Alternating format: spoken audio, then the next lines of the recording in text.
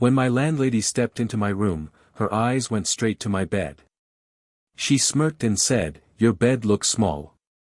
I should have stayed quiet, but instead, I smiled and replied, "It fits too, if you try." From that moment, nothing between us felt the same. It started so casually that I almost thought I imagined it. She had come into my room to check the radiator, it had been making that faint clanking noise again, and while I stood by the doorway watching her, she let her eyes drift across the small space I called mine. My landlady was always graceful, moving with the quiet confidence of someone who had lived enough years to know the world, yet still carried a softness that made people lean closer without realizing. Her gaze stopped at my bed. A simple, narrow frame against the wall, tucked neatly under the window. She tilted her head slightly, one hand brushing the wooden edge as if testing its sturdiness, and then she said it, without much thought, or maybe with too much. "Your bed looks small." The words hung in the air longer than they should have. I don't know what possessed me, nerves, maybe, or the strange comfort I had started to feel around her, but before I could think better of it, the reply slipped out of my mouth. "It fits too if you try." Silence. I felt the heat rise up the back of my neck the instant I heard myself. A reckless line, half a joke, but it carried a weight that could not be taken back. She froze, her fingers still resting on the frame, and then slowly turned her face toward me. There was no anger, no judgment, only that unreadable expression, as if she wasn't sure whether to laugh or let the words sink in. I swallowed hard, my chest tightening. For a moment, the tiny room seemed even smaller, the air thicker. The sunlight streaming through the curtain painted her in a softer glow, highlighting the curve of her cheek, the faint lines near her eyes that only added to her beauty. I wondered if she noticed how quickly I had shifted from playful confidence to nervous silence. Her lips curved, just slightly, not a full smile, but enough to betray the flicker of amusement she was trying to hide. She didn't answer my remark. Instead, she let her hand fall away from the bed frame and walked slowly toward the door, her presence brushing past me like a warm breeze. And just before she stepped out, she paused. She didn't turn, didn't speak, only lingered for the briefest heartbeat, then continued down the hall. I stayed there, frozen in place, replaying the moment again and again. That one comment, my careless reply, it shouldn't have mattered. But somehow, I knew it had changed something between us. Something small, but undeniable. The next day, everything felt a little different. It was subtle, like the faint hum of electricity you can't see but feel under your skin. When she knocked on my door that afternoon, her voice was the same polite tone as always, but something about it carried a lighter edge. She had brought over some fresh towels, folded neatly in her arms. I stepped aside to let her in, and she moved with her usual calmness, setting them down on the desk. But I noticed it, the way she avoided looking directly at the bed this time, as though even her eyes remembered the words I had let slip the night before. I tried to play it cool, leaning against the wall, arms crossed casually. "Thanks for these," I said. My voice cracked just slightly, betraying the nerves I was trying to bury. She turned then, and for a moment, our eyes met. A flicker, nothing more, but in that flicker, there was a story neither of us wanted to read aloud. Her cheeks carried the faintest trace of color, so delicate I might have imagined it if I hadn't been staring too closely. She broke the glance first, laughing lightly as though she had just remembered something amusing. "Your room's always so tidy," she said, brushing invisible dust from her skirt. "You make it easy to be a landlady." It was an ordinary compliment, harmless on the surface, but her tone lingered on the words in a way that made me wonder if she was covering something else. I smiled back, half grateful for the safe topic, half frustrated that neither of us dared to mention the weight of what had passed. The silence that followed wasn't uncomfortable exactly, but it wasn't easy either. She folded her arms, shifting her weight from one foot to the other, her perfume, a soft trace of jasmine, filling the small space between us. I felt my heart beating faster than it had any right to, given how little was happening. I found myself watching the way her fingers tapped gently against her arm, as though she needed something to anchor her. And then, before I could stop myself, I let out a small chuckle. She raised her brows, curious. "Sorry," I muttered, scratching the back of my neck. "Just, remembering what I said yesterday. Probably should have kept that one to myself." Her lips parted, as if to respond, but instead she smiled, just enough to reveal a softness behind her guarded expression. She didn't deny it. Didn't scold me. Only smiled, then shook her head gently, letting the moment dissolve before it grew too heavy. When she left, the room felt strangely warmer. Like her presence had lingered in the air, tucked between the towels she left behind and the silence we hadn't dared to fill. And I couldn't stop wondering if she was thinking the same thing I was, that maybe, just maybe, my words hadn't been dismissed as easily as they seemed. It was the kind of rain that silenced the whole street, thick drops falling so hard they bounced against the pavement, rattling against the window like impatient fingers. I had been sitting on the edge of my bed with a book when the knock came. She stood there in the doorway, umbrella dripping, hair slightly damp around her temples. "I was just checking the gutters," she explained with a small sigh, but the storm came faster than I expected. Her cardigan clung faintly to her shoulders, her breathing just a little heavier from rushing inside. I offered her the only seat in the room, the bed, though even as I did, I realized how small and intimate that gesture felt. She hesitated, just for a second, before lowering herself onto the edge, smoothing her skirt beneath her. The mattress dipped under her weight, the faint spring squeaking in protest, and suddenly I was more aware of the space than I had ever been before. I sat beside her, though not too close. The book still rested in my lap, a flimsy excuse to keep my hands busy. The silence between us was filled with the sound of rain pounding against the glass, the occasional roll of thunder humming through the walls. It should have been uncomfortable, two people sitting stiffly on a narrow bed, but somehow, it wasn't. Her eyes wandered around the room, tracing the few things I owned, then settling briefly on me. She tucked a damp strand of hair behind her ear, her fingers brushing her cheek in a way that caught my attention more than it should have. "You keep it simple in here," she said softly. "Not many people your age could live with so little." I chuckled. "Makes it easier to move when the time comes."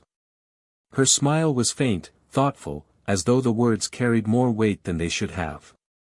She pulled her cardigan tighter, though the room was warm, her body language a mix of self-protection and something else, something unspoken. The rain softened to a steady rhythm, almost soothing. For a while, neither of us spoke, and the silence was strangely comforting. Our knees nearly touched, just a breath of space between them. Every time I shifted slightly, the bed creaked, and I could feel the nearness of her, the heat of her presence brushing against me like the edge of a flame. In that small room, with the storm outside closing the world away, it felt as though we were in a place that belonged only to us, suspended, quiet, fragile. And for the first time, the bed didn't feel too small. It felt, just enough. The rain hadn't let up.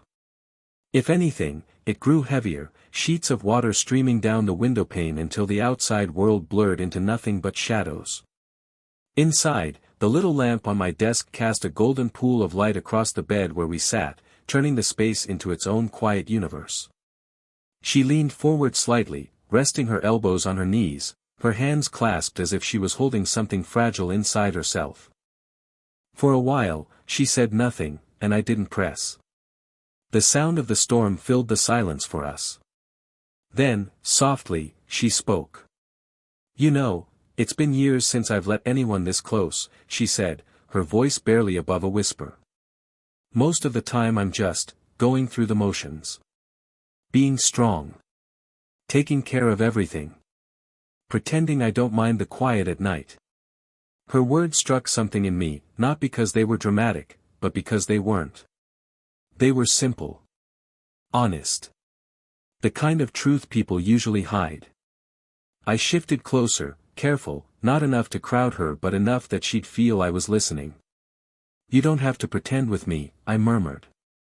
The words came naturally, though the weight behind them was more than I expected.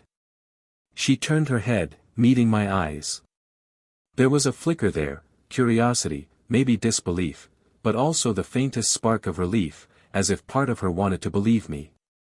I took a breath, deciding not to let her be the only one exposed. When I moved here, I didn't think I'd find this. Not just a place to stay, but, I paused, searching for words, someone who makes me forget I'm supposed to keep my guard up too. Her lips curved into the faintest smile, though it didn't quite reach her eyes. She lowered her gaze to the bedsheet, her fingers tracing idle patterns in the fabric, like she needed something to ground her. The rain pressed harder against the window, the sound wrapping around us like a curtain. For the first time, it didn't feel like she was my landlady, and I wasn't just her tenant. We were two people, sitting in the soft glow of a storm, each carrying burdens we hadn't planned to share. She exhaled slowly, her voice gentler now. Maybe that's what I needed tonight. A reminder that I don't have to keep running. And in the quiet that followed, I felt it, an invisible thread tightening between us, delicate but undeniable. The thunder came without warning, a deep crack that shook the glass in its frame. She startled, just a small jump of her shoulders, but it was enough to make me move before I thought. My hand reached for hers, instinctive, almost clumsy, but certain. At first, it was nothing more than a brush, the back of my fingers grazing her knuckles. She could have pulled away right then. She didn't. Her hand stayed still, suspended in that moment, until slowly, deliberately, her fingers shifted against mine. The touch deepened. Her palm rested lightly against my hand, warm and soft, and I could feel the faint tremor of her breath quicken. She didn't look at me right away. Her gaze lingered on the window, on the blur of rain outside, as if steadying herself against a decision she hadn't expected to make. I studied her profile, the delicate line of her jaw, the curve of her cheekbone, the strands of hair that had slipped loose and brushed against her skin. And then, finally, her eyes turned toward me. There was no smile, no teasing remark. Just a steady, unguarded look that felt heavier than words. Her fingers curled slightly, intertwining with mine. My chest tightened, my pulse quickened. It wasn't a bold gesture. It wasn't a declaration. But in its simplicity, it carried 1,000 unspoken truths. I could feel the softness of her skin, the faint pressure of her hand resting against mine, and it was enough to send a current through me. It wasn't fire, it was something quieter, steadier, like the first spark of a flame that refuses to be ignored. She exhaled, her lips parting as though she wanted to say something, but nothing came. Her silence was louder than thunder. And I realized, in that silence, that she had chosen not to step back, not to draw a line. She had chosen this. The storm outside roared, lightning flashing briefly across the room, painting her features in silver light. For a heartbeat, it felt like the world had paused, just her, just me, and the fragile space between us bridged by the simplest of touches. I tightened my hold ever so slightly, not to claim, but to reassure. To let her know she wasn't alone. Her hand remained in mine, steady now, her breathing calmer than before. We didn't speak. We didn't need to. That small connection carried all the weight of what neither of us dared to put into words. And I knew, with absolute certainty, that something had changed. The storm outside had begun to soften, trading its thunder for a gentler rhythm. But in that small room, the tension only deepened. Her hand still rested in mine, warm and steady, though neither of us had spoken since the moment our fingers intertwined. She shifted slightly on the mattress, just enough for her shoulder to brush against mine. The touch was faint, accidental perhaps, but it sent a ripple through me stronger than any lightning strike. My breath caught, though I tried to hide it. The bed creaked with the movement, a reminder of how narrow it really was. The truth was, there was barely enough room for two people to sit side by side without brushing into each other. But maybe that was why neither of us moved away. The closeness felt dangerous and comforting at the same time, as though the walls of the house had shrunk around us, pushing us together. I glanced at her, careful, stealing only a half-second look. Her face was calm, though her breathing told another story, slower, deliberate, as though she was willing her body to stay composed. Her hair brushed against my sleeve, carrying the faint scent of jasmine, the kind that lingers long after the perfume itself has faded. The silence wasn't empty. It was alive. Every creak of the bed, every shift of fabric, every shared breath carried a weight neither of us dared disturb. Then she spoke, so softly I almost didn't catch it. "This bed really is too small." I turned my head, caught between surprise and amusement. Her lips curved into the faintest smile, a smile that held more meaning than her words alone. "Maybe small beds aren't such a bad thing," I replied, my voice quieter than I intended. Her eyes flicked up to meet mine, and in that moment, it felt like we were standing on the edge of something fragile and new. Neither of us leaned forward. Neither of us pulled away. The restraint itself became its own form of intimacy. Her shoulder pressed a little more firmly into mine, whether by accident or choice, I didn't know. But I didn't move. I couldn't. The nearness of her was too magnetic, too grounding. The storm outside had almost passed, but inside, something else was only beginning, something wordless, fragile, and impossible to ignore. We didn't kiss. We didn't need to. The silence itself had become the most intimate thing we could share. By the time the storm faded into a drizzle, the room had settled into a calm that felt almost sacred. The glow of the lamp stretched shadows across the walls, and for a while, we simply sat there, shoulder to shoulder, hands loosely entwined. The silence wasn't heavy anymore. It was warm. It was enough. Eventually, she eased her hand from mine. Not abruptly, not with regret, just slowly, as though she didn't want to break the moment but knew it couldn't last forever. The space where her touch had been felt strangely empty, my palm tingling with the memory of her warmth. She smoothed her skirt as she stood, her movements graceful but deliberate. "I should go," she murmured, though her voice carried something more than practicality. It carried hesitation, as if leaving felt heavier than she expected. I rose too, following her to the door. My steps felt slower, like I was carrying the weight of every unsaid word. At the threshold, she paused. For the briefest heartbeat, she just looked at me, really looked, and I saw the quiet vulnerability she usually kept hidden. Her lips curved into the softest smile. Not playful, not guarded. It was gentle, like the kind of smile you give when you're allowing yourself to hope. As she reached for the doorknob, our hands brushed once more. It was nothing more than a fleeting touch, but it lingered, her fingers staying against mine a second too long, enough to leave no doubt that what had passed between us wasn't imagined. She stepped into the hallway, her footsteps quiet against the floorboards. I stood there, watching her silhouette fade, the air still carrying the faint trace of her perfume. When the door finally closed behind her, the room felt smaller than it had ever been. Smaller, and yet warmer. I sat back on the edge of my bed, staring at the space she had occupied. The storm outside had passed, but inside me, something new had begun. Something delicate and undeniable. I thought of her smile, of her hand in mine, of the way her shoulder had pressed against me in silence. These weren't just small gestures, they were promises, unspoken but real. And I knew, as I lay back against the narrow frame, that she was right. The bed was small. But sometimes, small spaces have a way of drawing two people closer. Closer than either of us had planned. Closer than either of us could ever forget.